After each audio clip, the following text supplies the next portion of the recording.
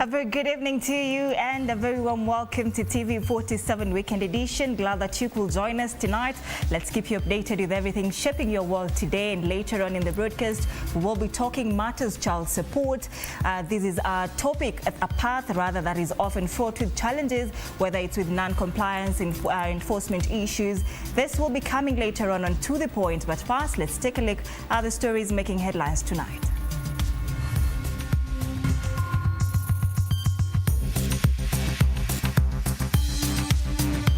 Tonight, Deputy President Rigathi Gachagua comes out guns blazing, the target being his boss and associates. Yet another indication that all might not be well in the house on the hill.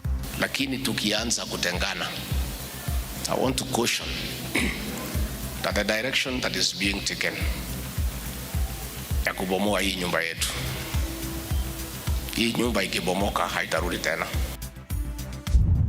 In the meantime, President William Ruto announces an additional deployment of 600 more police officers from Kenya to Haiti. The president speaking after an rally-boosting visit to the officers serving in Haiti.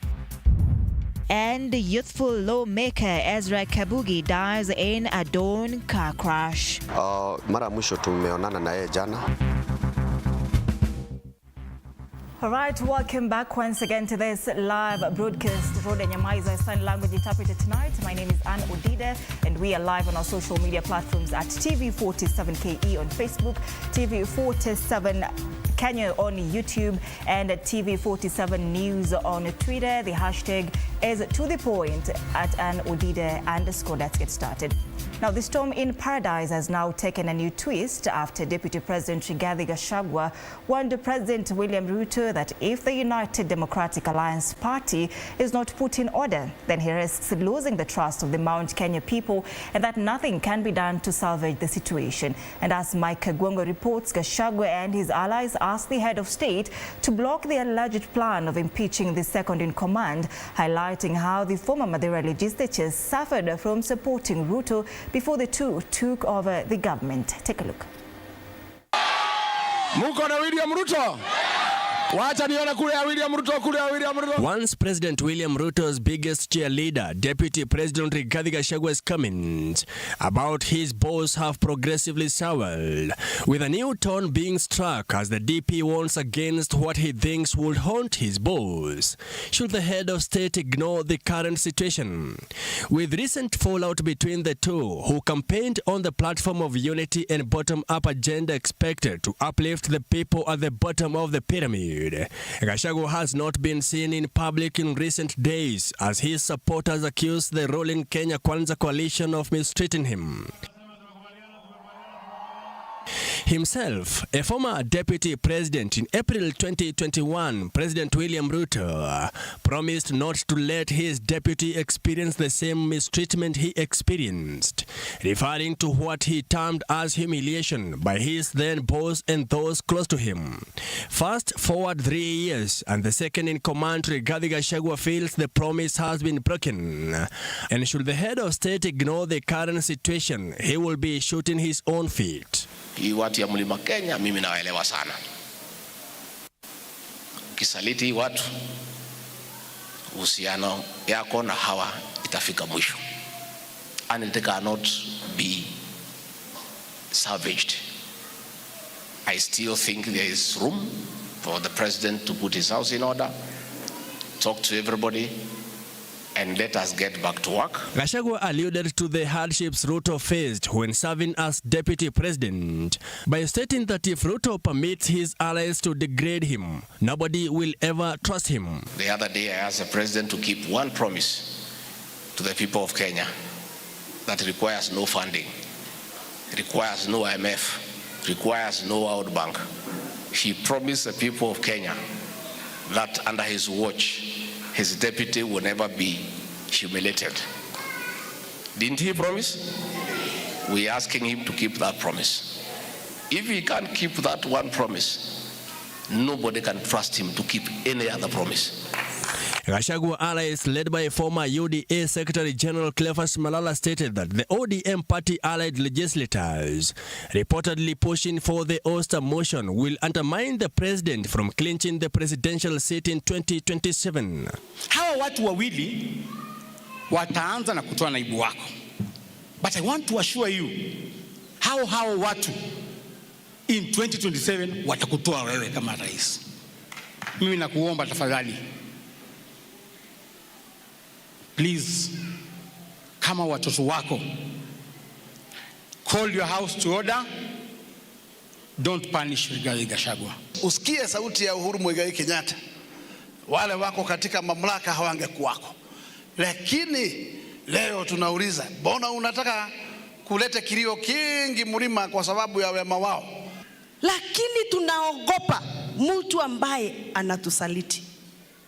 We hate betrayal. It is believed that a section of Mount Kenya leaders' present choice to bench Gachagua in favor of Kindiki weakens the second in command, who has been issuing a clarion call to unify the region.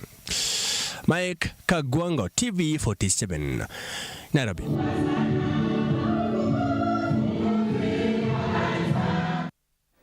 Thank you, Mike, for that report. Now, a group of ODM leaders have urged Deputy President Rigathi Gachagua to end political discord amid economic challenges.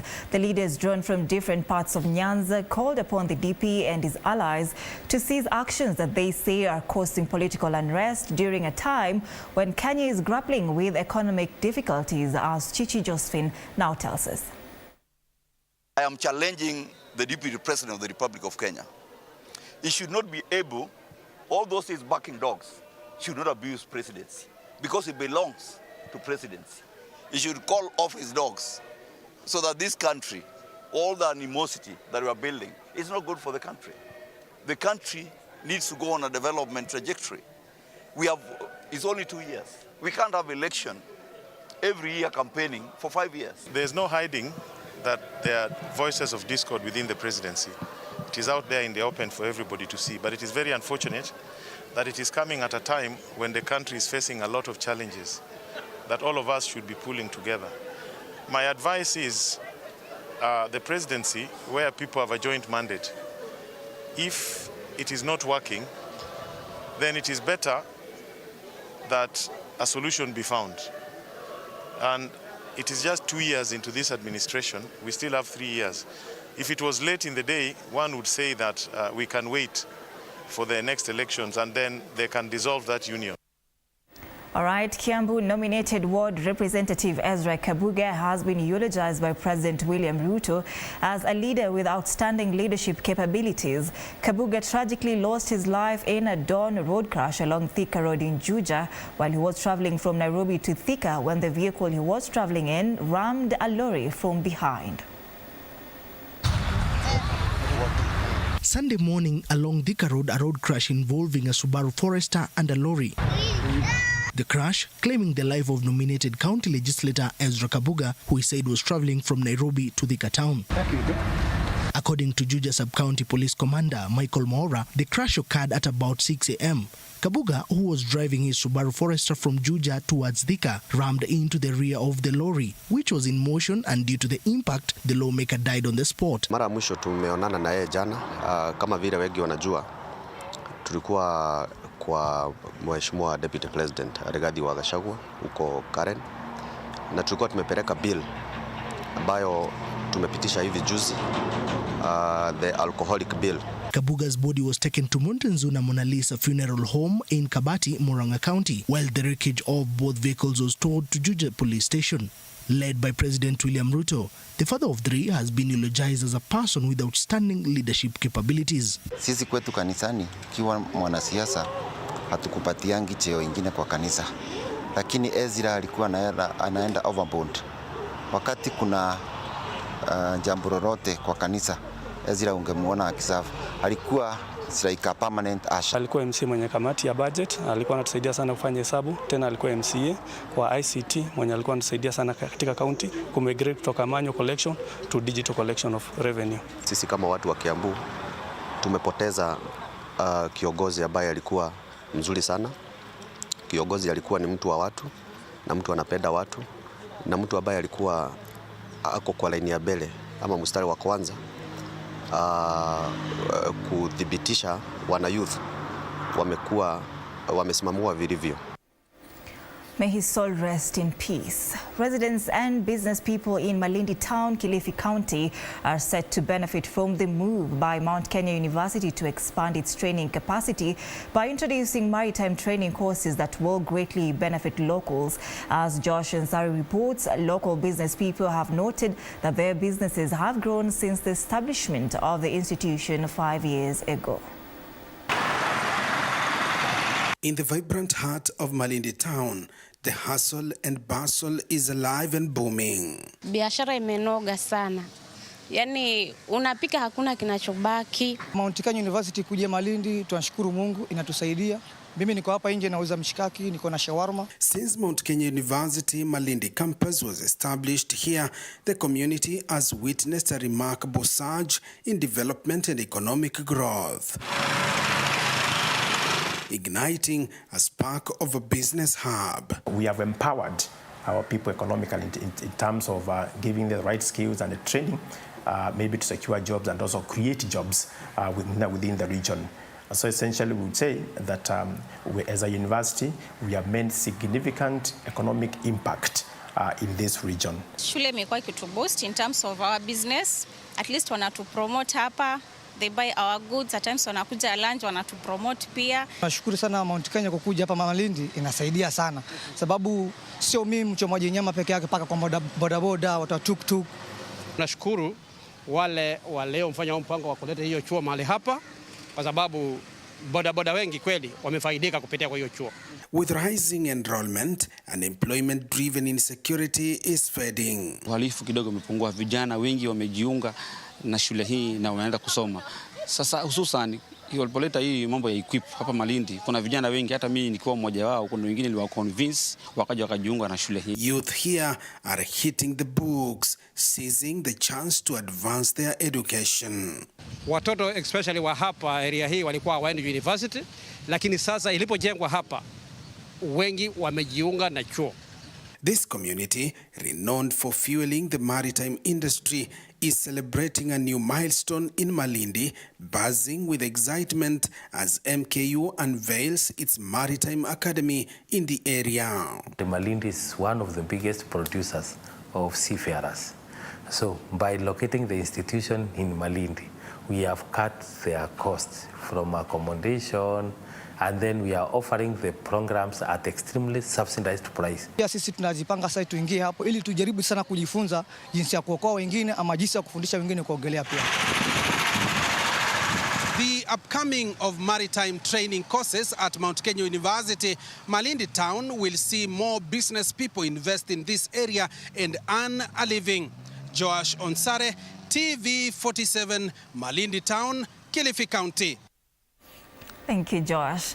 Now, President William Ruto made a tour in the Haitian capital, Port-au-Prince, where he announced the deployment of an additional 600 police officers to assist in the Kenyan-led multinational security support mission. As George Maringa reports, the president's mission included boosting the morale of the officers and sharing a moment of prayer together. Take a look.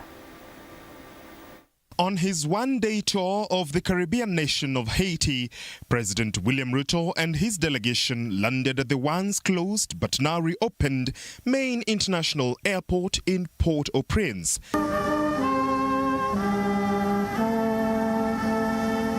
His visit to Haiti coming 100 days since the deployment of Kenyan police officers who are leading the multinational security support mission for Haiti. Viongozi wa nchi hii wale nimezungumza na wao wanawatambua kwa ujasiri wenu, utendakazi wenu, professionalism na courage ile mko nayo. Vile niliwaeleza siku ile msiniangushe, mimi nafurahi ya mjaniangusha. You guys are the best. According to State House spokesperson Hussein Mohammed, there have been several achievements since the arrival of the Kenyan contingent in June 2024 in collaboration with the Haitian National Police. They include reopening the airport, reclaiming the main hospital in Port-au-Prince, securing the National Palace, reopening critical roads, and facilitating the return of over 100,000 Haitians. I have been informed by the government here that schools were supposed to open earlier.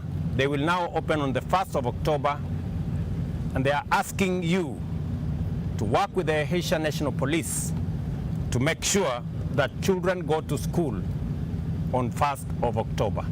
While the Commander-in-Chief bonded with the ranks to boost their morale,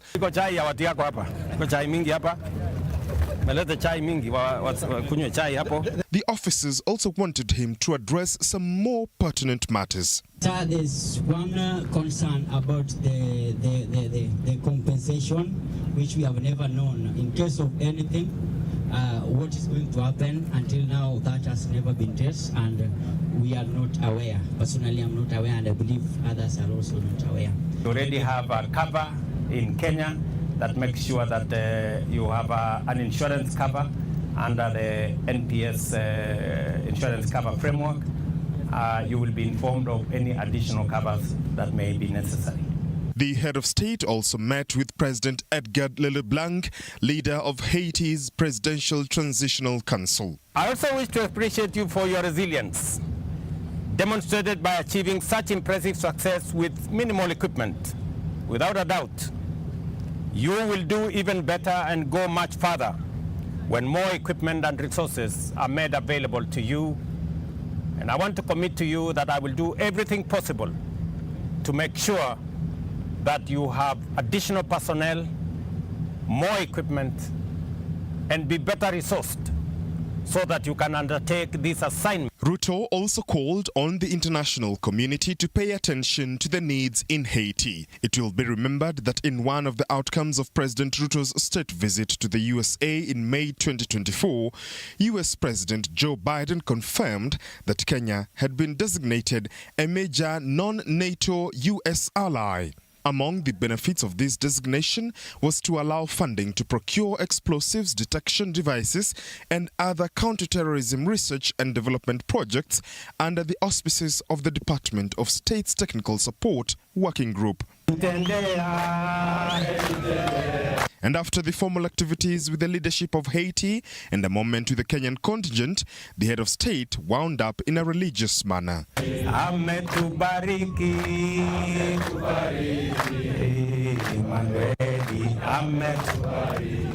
Leading the officers in worship and prayer. A nation